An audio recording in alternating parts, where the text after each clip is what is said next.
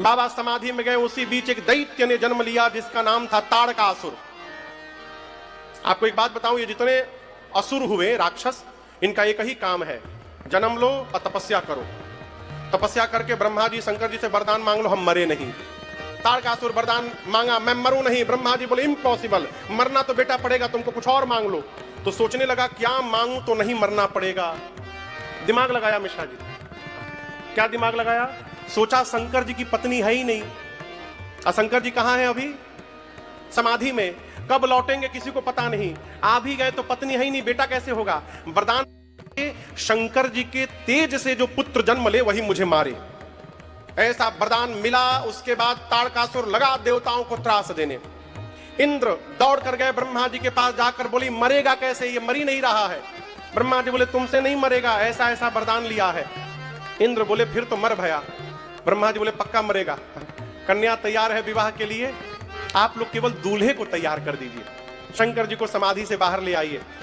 इंद्र बोले ब्रह्मा जी ताड़कासुर तो बाद में मारेगा, जो उनको समाधि से जगाने जाएगा वो पहले मार डालेंगे उसको। ब्रह्मा जी बोले आप लोग न जाइए, कामदेव को भेजिए। कामदेव आए, समझ गए शंकर से विरोध का अर्थ है कि मृत्यु का वर्ण करना पड़ेगा। पूरे प्रभाव को फैलाकर कैलाश गए और जाकर एक आम के वृक्ष पर चढ़ गए, पत्तों के पीछे छिप गए कामदेव, और धनुष पर 5 बाण रखकर खींचा और खींचकर भगवान शंकर के हृदय में उतार दिया। जैसे बाण भगवान शंकर के हृदय में लगा, शंकर भगवान का नेत्र खुल गया। किसने मारा? लगे देखने। तब तक आम के पत्तों के पीछे छिपे कामदेव पर दृष्टि गई और बाबा का तीसरा नेत्र खुला। तापसीवती सरन नयन उधारा, चितवंत काम भयउ जरिधारा, चितवंत काम भयउ जरिधारा, चितवंत काम भयउ जरिधारा। शंकर भगवान का तीसरा नेत्र खुला। खुलते कामदेव उसी समय वहीं पर जर के भस्म हो गए।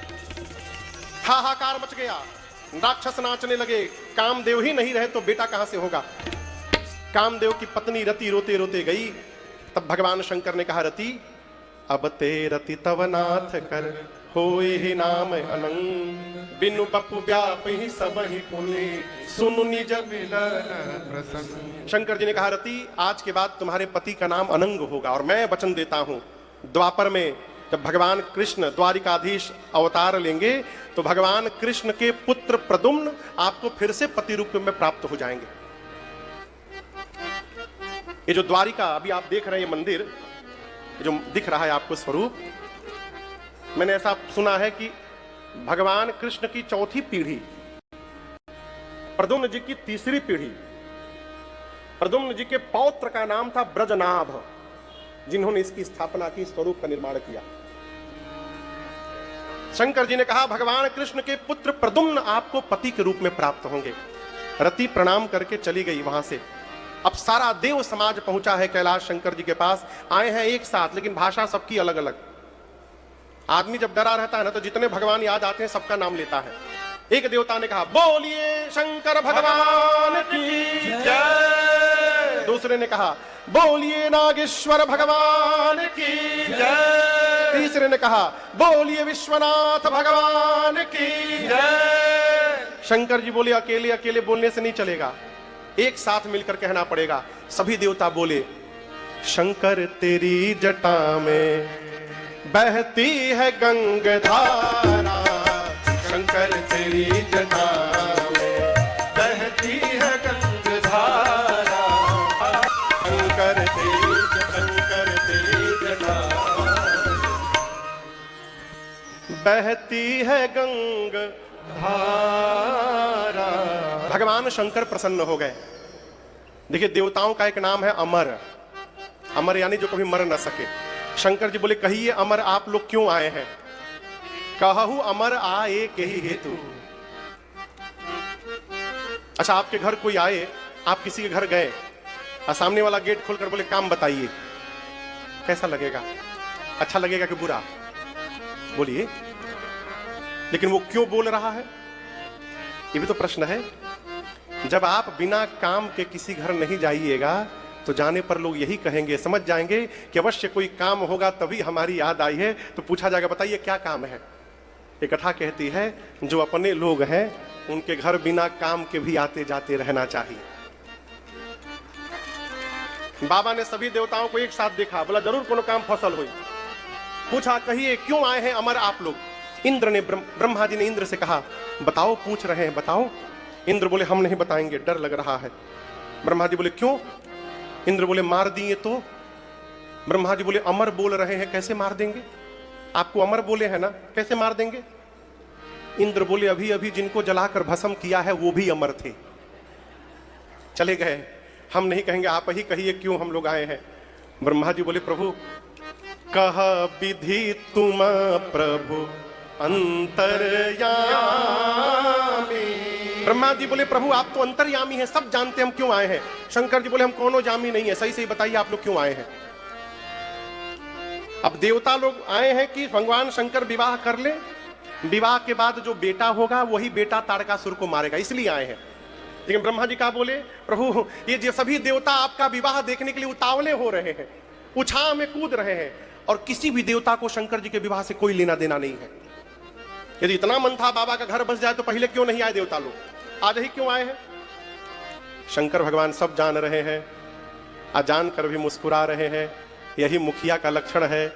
मुखिया को पूरा घर पढ़ाता है, अब मुखिया सबकी सुन के मुस्कुराता रहता है।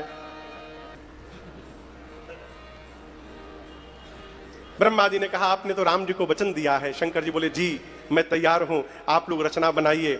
ब्रह्मा जी ने सप्तऋषियों को भेजा है हिमांचल जी के घर। हिमांचल जी के यहां से सप्तऋषि मुहूर्त लेकर आए हैं। आप लोग किस दिन विवाह मनाते हैं शंकर जी का। लेकिन हम आपको बतावें शिवरात्रि के दिन शंकर जी का विवाह हुआ ही नहीं था। पुराण भगवान विवाह की तिथि बताते हैं वैशाख महीना शुक्ल पक्ष पंचमी तिथि, दिन था गुरुवार का, बृहस्पतिवार। ब्रह्मा जी ने सभी देवताओं को मुहूर्त बांच करके सुनाया, अमुक मुहूर्त को गुरुवार के दिन ठीक 3 बजे। कल कौन सा दिन है। बुधवार, आज मंगलवार है, तो हम लोग एक दिन पहले मनाएंगे, कोई बात नहीं। ब्रह्मा जी बांच करके सुनाए अमुक तिथि के दिन गुरुवार के दिन सभी देवता बाराती बन के ठीक 3 बजे आ जाएंगे। कहां जाएंगे। कैलाश पर। कैलाश पर देवता आ जाएंगे। और एक सूचना, अकेले नहीं आना है, विथ फैमिली आना है। परिवार को लेकर के बाराती बन के आइएगा, फिर हम लोग यहां से बाबा को लेकर चलेंगे, धूमधाम से विवाह करेंगे। ब्रह्मा जी ने एक विशेष सूचना दी, दूल्हे की ओर से किसी भी गाड़ी की बुकिंग नहीं है। दूल्हे के अपने गाड़ी की व्यवस्था नहीं, तो आपकी व्यवस्था कहां से करेंगे। तो ब्रह्मा जी ने कहा जितने देवता हैं सब अपने अपने वाहन पर बैठ के आइएगा। ये नहीं कि यहां आके कहिए हमको फॉर्च्यूनर चाहिए तो कुछ नहीं मिलेगा इधर। दूल्हे की गाड़ी की व्यवस्था नहीं है। तो ब्रह्मा जी ने कहा सभी देवता अपने वाहन पर बैठकर ठीक बृहस्पतिवार को अमुक तिथि को पंचमी को कैलाश दिन में 3 बजे पहुंच जाएंगे। सभी देवता जय जयकार करके गए। अब हम लोग भी अपने अपने रूम में जाएंगे, प्रसादी पाएंगे, कल ठीक 3 बजे यहां पर आएंगे। तो कल हम और आप 2 उत्सव मनाएंगे। देखिए आप लोग बहुत विवाह देखे होंगे, लेकिन मैं एक बात कहूं, कल जो भगवान शंकर का विवाह आप सुनेंगे और देखेंगे, ऐसा विवाह ना आज तक आप कभी देखे होंगे ना सुने होंगे।